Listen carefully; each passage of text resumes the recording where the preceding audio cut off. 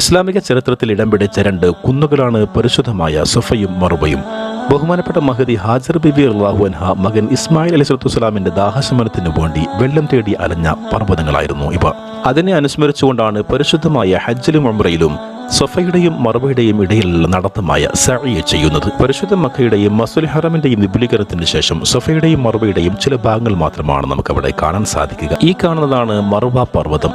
പരിശുദ്ധമായ കഅബയിൽ നിന്നും 300 മീറ്റർ അകലെയായി വടക്ക് കിഴക്ക് ഭാഗത്ത് സ്ഥിതി ചെയ്യുന്ന പർവ്വതമാണ് മറുവ. സഫയിൽ നിന്ന് ഇവിടെ എത്തുമ്പോഴാണ് സഅയിന്റെ ഒരു തവണ പൂർത്തിയാവുക. സഫയും മറുവയും രണ്ട് പർവ്വതങ്ങളാണെങ്കിലും ഇന്ന് അതിന്റെ തനിമ നിലവിലില്ല. ആധുനിക പരിഷ്കരണങ്ങൾ വഴി മാർബിൾ പ്രതലം ഉൾപ്പെടുന്ന ശീതീകരിച്ച സ്ഥലത്തിലൂടെയാണ് ഇന്ന് സഅയ് നടക്കുന്നത്. വെളുത്ത കല്ലുകൾ പാകിയ പ്രകൃതി ആയതുകൊണ്ടാണ് ഈ പർവ്വതത്തിന് മറുവ എന്ന പേര് വന്നത്. പരിശുദ്ധ ഹജ്ജ് ഉംറയും നിർവഹിക്കാനും ഇസ്ലാമിക ചരിത്ര സാക്ഷ്യങ്ങൾ നേരിട്ട് കാണാനും അല്ലാഹു തആല നമുക്ക് ഭാഗ്യം നൽകി അനുഗ്രഹിക്കട്ടെ. ആമീൻ.